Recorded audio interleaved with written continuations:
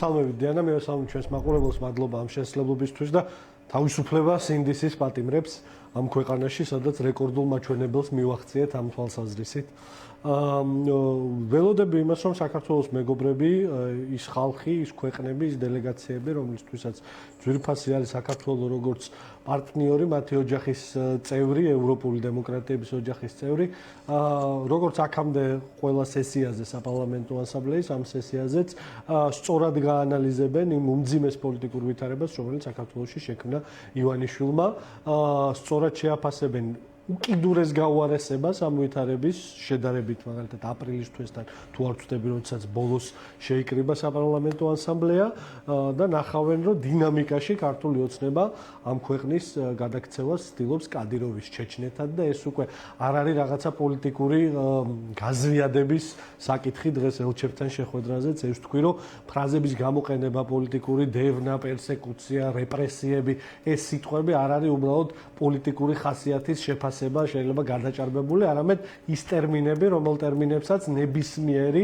აკადემიური სფეროს წარმომადგენელი, მკვლევარი, მეცნიერი გამოიყენებდა იმ შემთხვევაში, თუ მას საქართველოს ან საქართველოს მსგავსი მოვლენების აღწერა მოუწევდა მსოფლიოს ნებისმიერ წერტილში. ასეთი რაღაცეები ხდება ავტორიტარულ რეჟიმში, ასეთი პირობებით, ასეთ ფორსირებულად მყარდება ავტოკრატია და ის რაც დღეს ჩვენ ქვეყანაში ხდება, არის პოლიტიკური რეპრესიები და პოლიტიკური დევნა.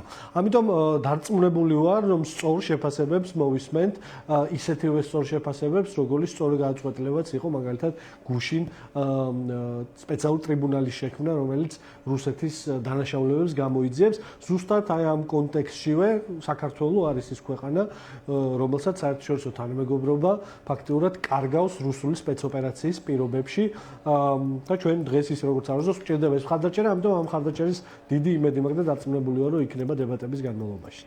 კი ბატონო, და ეს რამდენად იმოქმედებს ქვეყნის შიგნით ვითარებაზე. როგორ ფიქრობთ, ახლა დებატებით, გარეთ გაკეთებული განცხადებები არის გზა, რომ ოცნება რაღაცა მინიმუმ გაჩერდეს თუ არ შეიცვალოს, აი როგორ უყურებთ პროცესს, რას ექნება ყველაზე მეტი გავლენა ქვეყნის შიგნით მიმდინარე პროცესზე?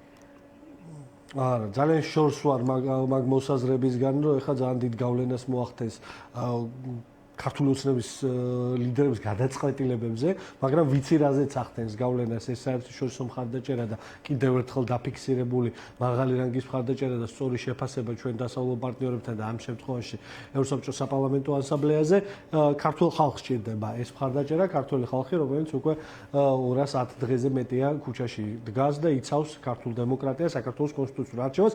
ამ ხალხს სჭირდება ეს გამხნევება, ქართველი ხალხის იმ ნაწილსაც სჭირდება ეს პოზიციის დაფიქსირება, რომლებიც შეიძლება დიდი ცვლილებების ეშინიათ, მაგრამ ხედავენ ამ უბედურებას და მათთვის დამატებითი ფაქტორი შეიძლება იყოს ჩვენი მეგობრების და პარტნიორების შეფასებები.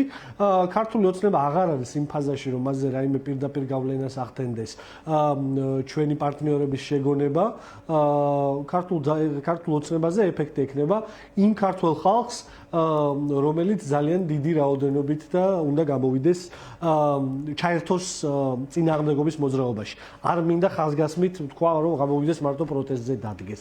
არამედ ჩაერთოს წინააღმდეგობის მოძრაობაში. მე მინდა, რომ მინიმუმ ის ხალხი გამოვიდეს პირველ ეტაპზე ქუჩაში, ვისაც ჩვენ ხედავდით დეკემბერში და ვინც არიან მართლა მცველები ქართული საქართველოს სუვერენიტეტის და თავისუფლების და რა თქმა უნდა მათზე მეტი მინდა, მაგრამ პირველ ეტაპზე ეს არის საჭირო და მნიშვნელოვანი არის, რომ აბსოლუტურად ყველა ვინც ამ ქვეყანაში რაღაცა მიზეზებით, სხვადასხვა მიზეზებით და ხშირად ეს მიზეზები იყო დაკავშირებული იმასთან, რომ ქართული ხალხის აბსოლუტური უმრავლესობა ოცნებას პატიობდა რაღაცა გადაცდომებს იმ ეგიდით, რომ ჩვენ მივდიოდით ევროკავშირში და ჩვენ ვაგრძელებდით ფასადურად მაინც ევროინტეგრაციას.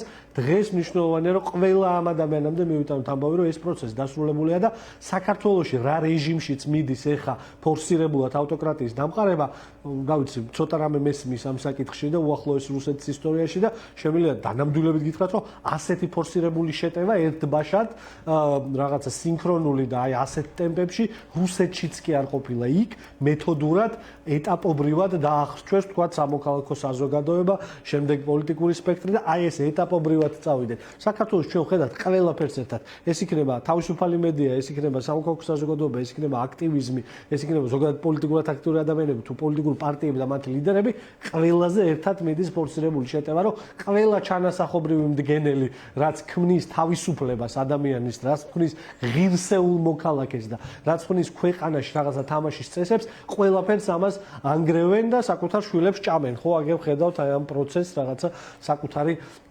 შვილების შეჭმის, ამაში გულისხმობ აი იმ შიდა მწვავეს დაპირისპირებას, რომელიც შიგნით აქვს, ამიტომ ყველაფერი დავინახოთ ერთობლიობაში. ერთის მხრივ ის რყევები, რაც შიგნით აქვთ, მეორეს მხრივ საერთაშორისო მხარდაჭერა, მესამე ეს არის პოლიტიკური დევნა და ეს თავდასხმა ქართულ დემოკრატიაზე და ამ ყველაფრის გათვალისწინებით, თავარი რომ იმედი არ დავკარგოთ, კონსოლიდირდეთ და ჩავერთოთ სხვადასხვა ფორმით იმ წინააღმდეგობაში, რომელიც არის ამ რეჟიმის წინააღმდეგ. კი ბატონო, თაზო, ვიდრე პატიმრობამდე თქვენი გუნდი იყო გადაწყვეტილების მიღების პროცესში. ეხება საქმე არჩევნებს.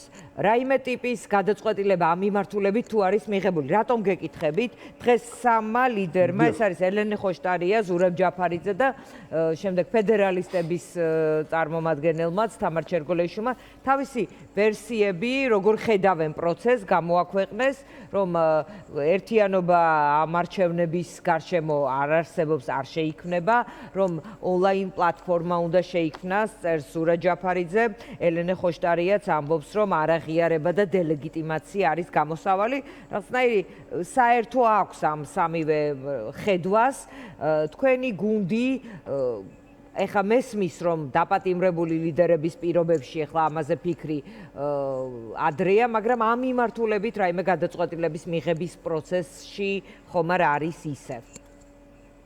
ჩვენი გადაწყვეტილების მიღების პროცესში იყო მამუკას და ბადრის დაპატიმრებამდე და მას შემდეგაც მნიშვნელოვანი მდგენელი ამ გადაწყვეტილების მიღებაში არის ის ერთიანობა, რომელიც საჭიროა პოლიტიკური, პრაგმატული თვალსაზრისით იმისთვის, რომ საზოგადოების მთავარ დაკვეთას, ჩემი აზრით, შეიძლება ჩემი სუბიექტური აზრი იყოს ეს, მაგრამ მე ესე უყურებ, საზოგადოების მთავარი დაკვეთა ერთგვარი ერთიანობა, ანუ ძალის ეფექტის დანახვა, არა რაღაცა ის არა ქვია, ყველა ზღვრების წაშლა, როცა როგორც ზოგიერთებს უყვართ ხოლმე ვიღაცებს ამ ერთიანობის რაღაცა გაბლარვა და სხვა რაღაცად გარკვევა, არამედ რაღაცა ერთიანი მყარი პოზიცია და სიარული წინააღმდეგობის გზაზე. ჩვენთვის ეს ერთიანობა იყო ბადრის და მამუკას დაპატიმრებამდეც მნიშვნელოვანი მდგენელი გადაწყვეტილების მიღებაში და დღესაც რჩება მნიშვნელოვანი მდგენელი. ჩვენ ამ პროცესში ვართ, დიანა, გულწრფელად გეტყვით, რომ საუბრები მიდის, მათ შორის ყველასთან, ჩემი კიდევ ერთხელ მხარდაჭერა ზურას საპატიმროში, როგორც პოლიტიკურ დევნილს და დიდი პატივისცემა ელენესაც და ქალბატონ თამარსაც მესმის მათი პოზიციები, ჩვენც გვაქვს რაღაცა პოზიციები, ამიტომ ეხლა მნიშვნელოვანია, რომ უახლოეს პერიოდში შევჯერდეთ, რაღაც კომპრომისზე გავიდეთ და საზოგადოების მთავარი დაკვეთა შევასრულოთ, რომ ვიყოთ ერთიანები ამ პოზიციონირებაში. ამიტომ ჩვენ გადაწყვეტილება არ მიგვიღია, არ მივსულვართ ჯერ იმ წერტილში, რომ გადაწყვეტილება იყოს, ისევ ველაპარაკებით აბსოლუტურად ყველას, ვისთანაც შეგვიძლია საუბარი და ხო, ჩამოვაყალიბებთ ჩვენ აზრს, რომელშიც მნიშვნელოვანი მდგენელი არის ერთიანობა და ის დაკვეთა, რომელიც ქართულ საზოგადოებას აქვს. კი ბატონო, მადლობა. მოდიში რომ მე დეტალს ვერ გეუბნებით. კი ბატონო, ანუ ამ ხრივ გაქვთ შეხვედრები და კონსულტაციები. დღეს ელჩებსაც შეხვდით, თაზო, გითხარით უფრო მეტი ამ შეხვედრაზე, რაზე იყო ლაპარაკი? მე მინდა თქვენი ეთერიც გამოვიყენოთ ხალხთან, მადლობა შეკითხვისთვის და მადლობა მოუხადოთ ჩვენ პარტნიორი ქვეყნების წარმომადგენლებს და ელჩებს და ორგანიზაციების წარმომადგენლებს, რომლებიც დღეს ჩვენთან შეხვედრაზე მოვიდნენ. ხო, ყველა წამყვანი საელჩოსა და ორგანიზაციის წარმომადგენელი ესწრებოდა დღეს ჩვენთან შეხვედრას. ძირითადად მათ მივაწოდეთ ინფორმაცია ცოტა მეტი დეტალი იმ საქმეებზე, რომელიც საქმეების ბადრის და მამუკასთან მიმართებაში არის, მაგრამ შესაბამისად სხვა ოპოზიციურ ლიდერებთან ხო ეს რაღაც ერთგვარი საქმეები არის ყველა და ამ საქმის დეტალებზე და აბსურდულობაზე იმისა თუ რატო ზიან დღეს საპატიმროში თითქმის ყველა პოლიტიკური ძალის ლიდერი კიდევ ერთხელ ხაზგასმით აუხსენით პოლიტიკური სიტუაცია, ეს ვითარება, ჩვენი პოზიციონირება, ერთიანობისთვის ბრძოლა და რეჟიმის წინააღმდეგ ბრძოლის აი მთავარი ხაზები, ეს იყო მთავარი მიზანი და დავთქვით ერთი მნიშვნელოვანი რამ, რომ აუცილებლად გვექნება განსაკუთრებით ახლა ამ ვითარებაში, როდესაც ჩვენი პარტიის ლიდერები, რომლებიც ძირითადი საურთიერთობო ხაზი იყო ქვეყნის გარეთ ზოგადად და საელჩოების წარმომადგენლებთან, მათი დაპატიმრების პირობებში დავთქვით, რომ ჩვენ აუცილებლად გვექნება ასეთი გაცვლები პერიოდულად იმისთვის, რომ დახურულ ერთი მაგიდის გარშემო ღია თავისუფალ ფორმატში მოვახერხოთ ერთმანეთისთვის პოზიციონირების გაზიარება, ამიტომ ძალიან პროდუქტიული და საინტერესო შეხვედრა იყო და მნიშვნელოვანია ასეთ მომენტში ჩვენი პარტნიორების სოლიდარობა ჩვენ მიმართ და ქართული ხალხის მიმართ ამ ძალიან რთულ ვითარებაში. დიდი მადლობა თაზო დათუნაშვილი პასუხობდა ჩვენ კითხვებს და ჩვენი შემდეგი სტუმარია რეზო აფხაზავა, თავისუფლების მოედანს წარმოადგენს, განათლების ექსპერტი. ჩვენ ვილაპარაკებთ